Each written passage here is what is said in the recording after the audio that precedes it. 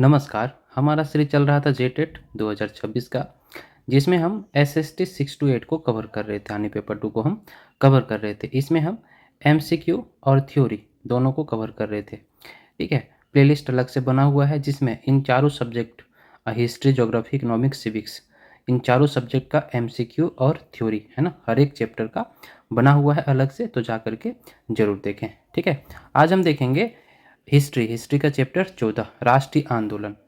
ठीक है, तो चलिए शुरू करते हैं।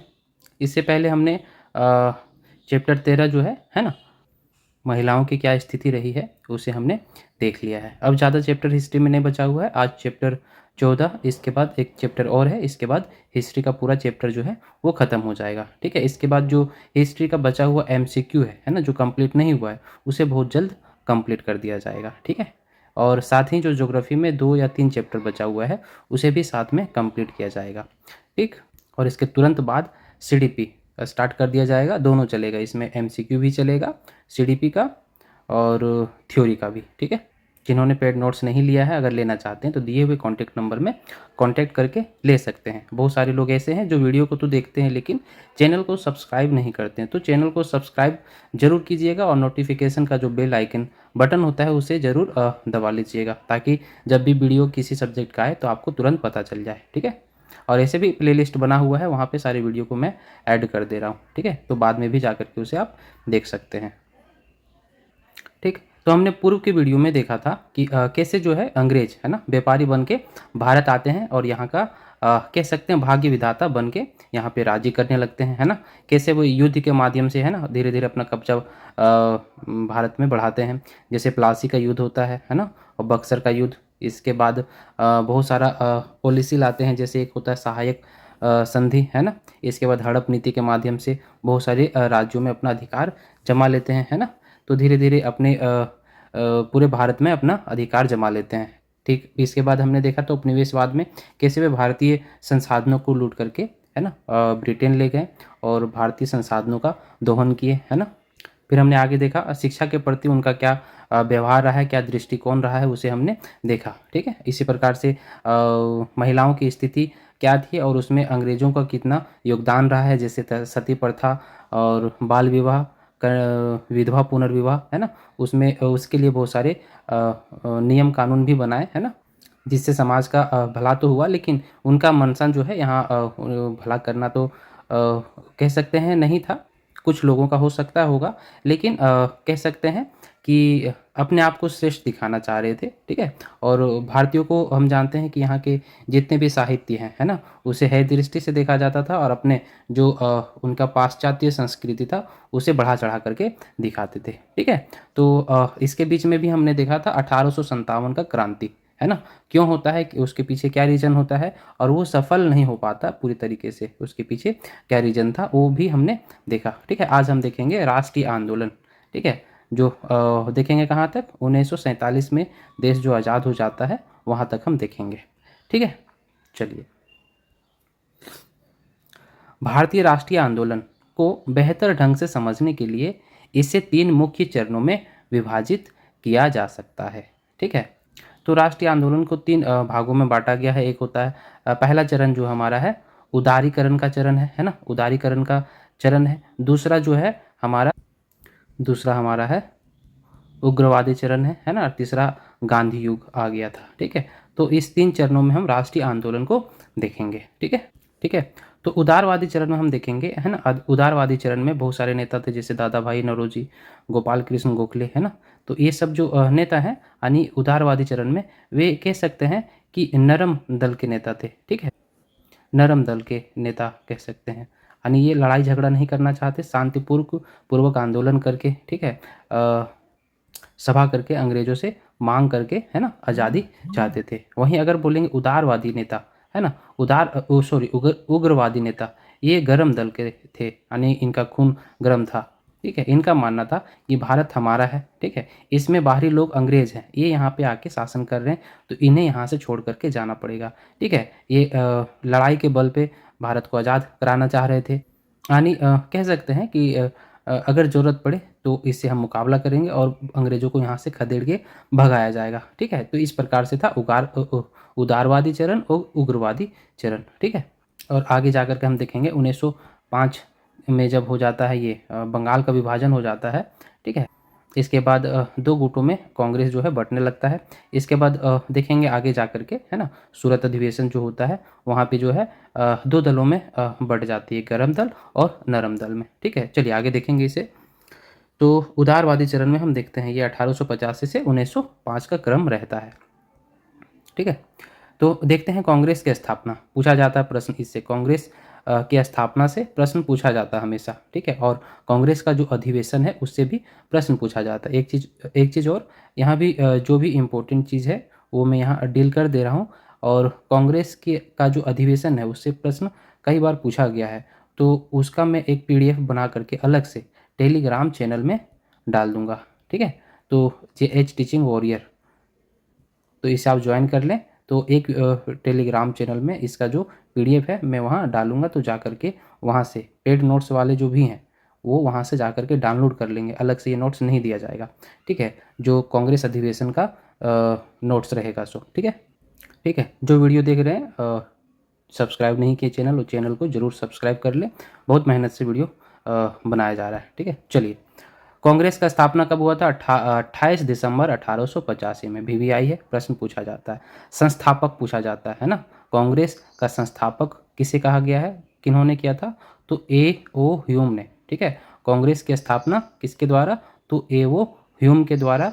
और कहाँ स्थान पूछा जाता है, तो स्थान कहाँ? बम्बई में किया गया था। ठीक है, और बम्बई में कहाँ? तो गोकुल धाम, सॉरी गोकुल दास। ठीक है, तो इसे याद रख सकते हैं, गोकुल धाम, है ना, तारक मेहता जो देखते होंगे, है ना, तो इसका शूटिंग कहाँ होता है? मुंबई में ही होता है, तो गोकुल धाम से याद रख सकते हैं। गोकुल दास तेजपाल संस्कृत विद्यालय। ठीक है, तो गोकुल दास तेजपाल संस्कृत विद्यालय, है ना, यहाँ पे इसका स्थापना हुआ था। ये सब इम्पोर्टेंट है, पूछा जाता है। और इसके प्रमुख नेता कौन कौन थे, है ना, तो दादा भाई नौरोजी, ठीक, गोपाल कृष्ण गोखले, है ना, WC बनर्जी, है ना, ये कांग्रेस यानी पहला अधिवेशन जो हुआ था कांग्रेस का, है ना, तो प्रथम अध्यक्ष इसे ही बनाया गया था। ठीक है, फर्स्ट कांग्रेस अधिवेशन का जो अध्यक्ष थे वे कौन थे? तो WC बनर्जी। ठीक है, लिखा हुआ है। और इसके नेता जो थे सुरेंद्र नाथ बनर्जी, फिरोज शाह मेहता, और भी नेता हैं, है ना, जो महत्वपूर्ण है उसे मैंने यहाँ लिखा हुआ है। और भी प्रश्न पूछा जाता है, जैसे दादा भाई नौरोजी, है ना, को क्या कहा जाता है? इन्हें उपाधि प्राप्त है grand old man of India. ठीक है, ये पूछा जाता है। ठीक है, इसी प्रकार से गोपाल कृष्ण गोखले, है ना, इनका जो राजनीतिक गुरु थे, है ना, सॉरी, यानी गांधी जी के ये जो है गोपाल कृष्ण गोखले राजनीतिक गुरु थे, है ना, पूछा जाता है गांधी जी के राजनीतिक गुरु कौन थे? तो गोपाल कृष्ण गोखले। और WC बनर्जी के बारे में क्या जानते हैं कि कांग्रेस का जो स्थापना हुआ था तो समय समय पे, है ना, कई जगहों पे इसका अधिवेशन होता था, है ना, तो वही पूछा जाएगा। बहुत बार पूछा गया है कि पहला अधिवेशन कहाँ हुआ था, दूसरा अधिवेशन कहाँ हुआ था, तीसरा अधिवेशन कहाँ हुआ था, और पहला अधिवेशन का अध्यक्ष कौन था? ठीक है, तो ये प्रश्न पूछा जाता है। तो पहला अधिवेशन, है ना, फर्स्ट अधिवेशन जो हुआ था 1885 में हुआ था, और कहाँ हुआ था? तो बम्बई में हुआ था। और पहला जो अध्यक्ष थे, पहला कांग्रेस का जो अधिवेशन था उसका अध्यक्ष थे WC बनर्जी थे। ठीक है, इसी प्रकार से सेकेंड अधिवेशन जो हुआ था कांग्रेस का, है ना, 1886 में, है ना, और ये कहाँ हुआ था? तो ये कलकत्ता में हुआ था। और इसके अध्यक्ष जो थे कौन थे? तो दादा भाई नौरोजी थे, है ना, दादा भाई नौरोजी थे, है ना, 3 बता देता हूँ। और थर्ड अधिवेशन जो हुआ था कांग्रेस का वो 1887 में हुआ था, और ये कहाँ हुआ था? तो मद्रास में हुआ था, है ना, और इसके अध्यक्ष जो थे तो बदरुद्दीन तैयब जी करके नाम है ना, बदरुद्दीन तैयब जी। ठीक है, मैं अलग से इसका जो PDF है कांग्रेस अधिवेशन का उसे मैं डाल दूंगा, जो इम्पोर्टेंट जो पूछा जाता है। और ये सिर्फ टेट के लिए नहीं, बाकी जितने भी एग्ज़ाम हैं भारत में, जितने भी एग्ज़ाम होते हैं कॉम्पिटिटिव, सभी में इम्पोर्टेंट होगा। ठीक है, और 99% चांस है कि ये कांग्रेस अधिवेशन से प्रश्न पूछा जाता है, तो इसी से आएगा। ठीक है, एक बार हम सीक्वेंस याद रख लेते हैं कि फर्स्ट अधिवेशन कांग्रेस का, है ना, बम्बई में हुआ था, दूसरा अधिवेशन कलकत्ता में, तीसरा अधिवेशन मद्रास में। पहला बम्बई, दूसरा कलकत्ता, तीसरा मद्रास में। पहले अधिवेशन के अध्यक्ष डब्ल्यू.सी. बनर्जी, दूसरे अधिवेशन के अध्यक्ष दादा भाई नौरोजी और तीसरे अधिवेशन के अध्यक्ष है ना बदरुद्दीन तैयब जी। ठीक है, सीक्वेंस में याद रखना है 85, 86, 87। ठीक है, ये पूछा जाता है। ठीक है, और बाकी इसका PDF जो है वो टेलीग्राम में डाल दिया जाएगा, तो वहाँ से देख लें, पेड नोट्स वाले भी, और जितने भी लोग हैं वहाँ से इसे देख लीजिएगा। ठीक है, चलिए इस चरण में कांग्रेस के नेताओं ने ब्रिटिश सरकार के प्रति नरम रुख अपनाते हुए अपनी मांगों के लिए संवैधानिक और शांतिपूर्ण तरीके का उपयोग किया, है ना। यानी शांतिपूर्वक संवैधानिक तरीके से जो है ना अपना मांग ये रखते थे, जितने भी उदारवादी नेता थे, है ना। और उदारवादी नेता में प्रायः नरम दल के जो नेता थे वे आते हैं, है ना। अपना जो भी मांग होता था वे शांतिपूर्वक मांगते थे। ठीक है, अब देखते हैं कांग्रेस का क्या क्या मांग था, है ना, क्या क्या मांग रखा गया था।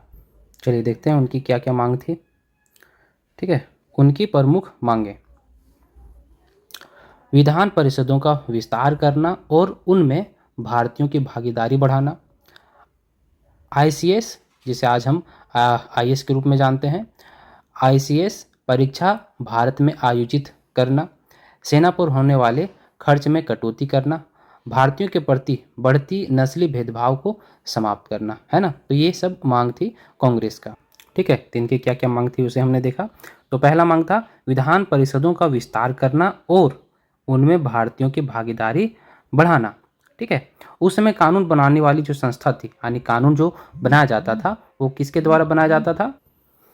विधान परिषद के द्वारा बनाया जाता था कानून। लेजिस्लेटिव काउंसिल जो होता था, है ना, उसके द्वारा बनाया जाता था। ठीक है, और उसमें ज़्यादातर क्या कौन होते थे? तो अंग्रेज होते थे, है ना। इसमें जो कानून बनाने वाले होते थे विधान परिषदों में, लेजिस्लेटिव काउंसिल में, वे केवल अंग्रेज होते थे। ठीक है, तो अंग्रेजों का जो चाटुकारिता करते थे, जैसे बड़े बड़े जमींदार जो होते थे वे शामिल होते थे। ठीक है, तो जब ये कानून बनाएंगे तो क्या है, अंग्रेजों के पक्ष में ही बनेगा, है ना, भारतीयों के पक्ष में नहीं बनेगा। इसीलिए इन्होंने मांग किया था कि विधान परिषदों का विस्तार किया जाए और उनमें भारतीयों की भागीदारी बढ़े, है ना, ताकि भारत के लिए कानून बनाने वालों में भारतीयों का जो राय है उसे भी शामिल किया जाए, है ना। और बहस करने में, है ना, इनका योगदान रहे, चाहे जब कोई प्रश्न उठे तो यानी प्रश्न पूछने का भी अधिकार जो है भारतीयों को मिल सके। ठीक है, इसीलिए विधान परिषदों का विस्तार और इसमें भारतीयों की भागीदारी जो है बढ़ाने का मांग किया गया। ठीक है, दूसरा मांग था कि जैसे अभी हम लोग जानते हैं UPSC जो है IS का एग्ज़ाम कंडक्ट करवाती है, इसी प्रकार से पहले ICS का एग्ज़ाम होता था, इंडियन सिविल सर्विस। ठीक है, तो ये जो एग्ज़ाम कंडक्ट करवाया जाता था, है ना, इसमें चयनित होने के बाद प्रशासनिक सेवा में अपना योगदान दिया जाता था, जो भारत में भी होता है UPSC के माध्यम से। तो ये जो एग्ज़ाम होता था ICS का, वो होता था ब्रिटेन के लंदन में होता था। ठीक है, ब्रिटेन के लंदन में होता था, है ना, और भारतीय जाकर के एग्ज़ाम दे सकते थे।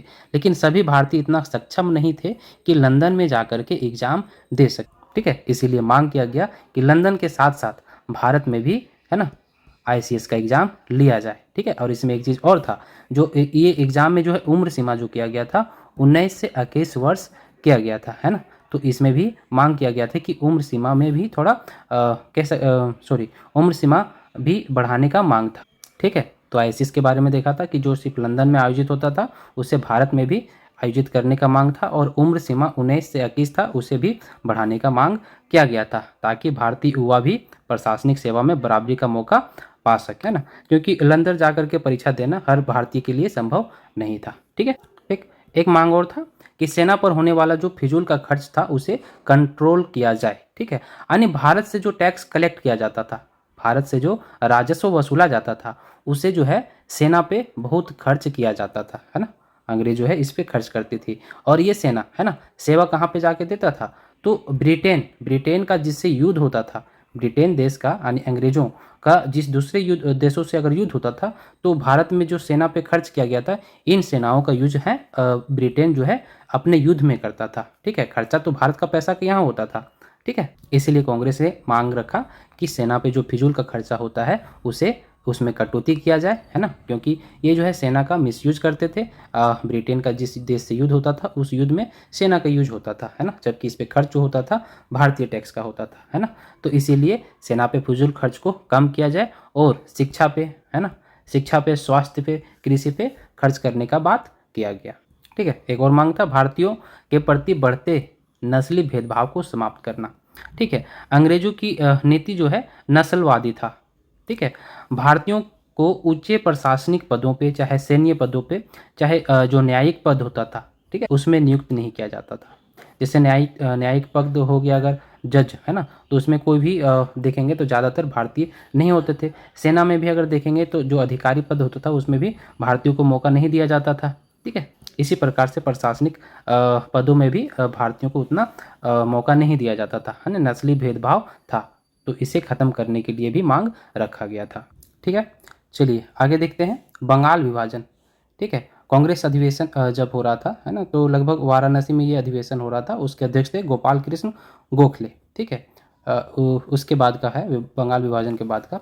तो ये बंगाल विभाजन के बारे में हम देखते हैं, है ना। तो बंगाल विभाजन जो हुआ था 1905 में हुआ था और इस दिन को शोक दिवस के रूप में मनाया गया। ठीक है, प्रश्न पूछा जाता है। ठीक है, तो 1905 में, है ना, वाराणसी में कांग्रेस का एक अधिवेशन होता है और इसमें जो अध्यक्ष होते हैं, है ना, कांग्रेस का, वो होते हैं गोपाल कृष्ण गोखले, है ना। और यहाँ पे एक, ठीक है, एक आंदोलन का सूत्रपात होता है, स्वदेशी आंदोलन। ठीक है, चाहे कह सकते हैं स्वदेशी बंग भंग आंदोलन का। ठीक है, यानी जो बंगाल का विभाजन हो गया था इसके विरुद्ध में एक आंदोलन शुरू हो जाता है। ठीक है, चलिए इसे हम देखते हैं कि बंगाल विभाजन किसके समय में हुआ था। ठीक है, किसने करवाया था। तो उस समय का जो वायसराय थे, है ना, लॉर्ड कर्जन, है ना, इन्होंने बंगाल विभाजन किया था। इसके पीछे रीजन था, है ना, ये अपने बचाव में तर्क देते हैं कि, यानी बंगाल विभाजन का जो कारण है उसके पीछे ये अपना तर्क देते हैं कि ब्रिटिश सरकार का आधिकारिक तर्क यह था कि बंगाल एक बहुत बड़ा प्रांत है, इसलिए प्रशासनिक सुविधा के लिए इसे दो भागों में बांटना जरूरी है। ठीक है, लेकिन बंगाल को बांटने का इसका मंशा कुछ और था, है ना। जैसे हमने पहले का वीडियो में पढ़ा है कि डिवाइड एंड रूल, है ना, फूट डालो राज करो। तो अगर जैसे सब लोग जो है, अब जो है क्या है, लोग इकट्ठा होने लगे थे, एक होने लगे थे, और अंग्रेज जानते थे कि अगर ये एक हो गए, है ना, तो हमें यहाँ छोड़ करके इस देश को जाना पड़ेगा। ठीक है, तो इसीलिए इन्होंने पहले से जो नीति अपनाए उस नीति को यहाँ क्या है, इम्प्लीमेंट किए, है ना, डिवाइड एंड रूल का, यानी दो गुटों में बांट दो, आपस में ये लड़ेंगे, तो आपस में जब ये लड़ेंगे तो एक साथ नहीं आएंगे, और एक साथ नहीं आएंगे तो हमारा मुकाबला नहीं कर पाएंगे। इसीलिए इन्होंने बंगाल में विभाजन कर दिया और इसके पीछे तर्क दे दिया कि जो बंगाल प्रांत है बहुत बड़ा है ना, प्रशासनिक सुविधा यहाँ पे सही से उपलब्ध नहीं हो पा रहा है, इसीलिए दो भागों में इसे बांट दिया जा रहा है। ठीक है, लेकिन वास्तविक कारण क्या था, फूट डालो और राज करो का। बंगाल उस समय राष्ट्रवाद और क्रांतिकारी गतिविधियों का मुख्य केंद्र था। अंग्रेजों का असली उद्देश्य हिंदू मुस्लिम एकता को तोड़ना और राष्ट्रवादी आंदोलन की शक्ति को कमजोर करना था। इसीलिए जो है बंगाल में विभाजन कर दिया गया था। पूछा जाता कब, तो 1905 में। ठीक है, घोषणा कब हुआ था, लागू कब हुआ था, ये यहाँ दिया हुआ है। ठीक है, 1905 में जो है इस डेट को शोक दिवस के रूप में, है ना, कांग्रेस ने मनाया था। ठीक है, तो इनका बांटने का जो उद्देश्य था, है ना, एक तरह से हिंदू मुस्लिम करवाना। ठीक है, लोगों में बंटवारा करना ताकि ये आपस में ही लड़े और एक ना हो सके। ठीक है, इस समय का जो महत्वपूर्ण घटना है उसे हम देखते हैं बंगाल विभाजन के टाइम का। 7 अगस्त 1905 से विभाजन के विरुद्ध में स्वदेशी और बंग भंग आंदोलन की शुरुआत हुई। और ये जो शुरुआत हुआ था तो वाराणसी का जो कांग्रेस का अधिवेशन था, है ना, वहाँ ये शुरू होता है। अमार सोनार बांग्ला, एक मिनट दिख नहीं रहा होगा, अमार सोनार बांग्ला गीत इसी समय, है ना, इसका रचना हुआ था। और ये गीत जो है किन्होंने लिखा था, तो रविंद्रनाथ टैगोर ने। ठीक है, आगे जाके देखेंगे जो अधिवेशन सूरत में होता है। ठीक है, एक मिनट, सूरत में जो कांग्रेस का अधिवेशन होता है ना, कब हुआ था, तो 1907 में। 1907 में सूरत का जो अधिवेशन है होता है, इसमें जो है कांग्रेस दो दलों में बट जाता है ना, एक नरम दल और एक गरम दल। ठीक है, और प्रश्न पूछा जाता है कि सूरत अधिवेशन का अध्यक्षता किन्होंने किया था, तो रास बिहारी बोस ने, है ना। यहीं पे कांग्रेस का पहला विभाजन होता है गरम दल और नरम दल के रूप में। नरम दल के बारे में हमने ऊपर देखा, है ना, जो अपना मांग जो है संवैधानिक तरीके से शांतिपूर्व ढंग से कर रहे थे। ठीक है, बाकी जो गरम दल के नेता थे, है ना, इनका सोच था कि स्वाधीनता हमारा जन्मसिद्ध अधिकार है, हम इसे ले करके रहेंगे चाहे जैसे भी हो। ठीक है, तो चलिए इसका पार्ट 2 में हम देखेंगे उग्रवादी चरण और गांधी युग को। ठीक है, तो वीडियो यहीं ख़त्म करते हैं। जिन्होंने पेड नोट्स नहीं लिया है, लेना चाहते हैं, तो एसएसटी का नोट्स जो है वो आप ले सकते हैं दिए हुए कॉन्टैक्ट नंबर पे कॉन्टैक्ट करके। ठीक है, और वीडियो को ज़्यादा से ज़्यादा लाइक करें, कमेंट करें और दोस्तों के साथ शेयर करें। ठीक है, जिन्होंने सब्सक्राइब नहीं किया है वो सब्सक्राइब ज़रूर कर लें और टेलीग्राम चैनल को ज्वाइन कर लें, वहाँ से पीडीएफ आपको मिलेगा जो कांग्रेस अधिवेशन का मैंने बताया। ठीक है, चलिए।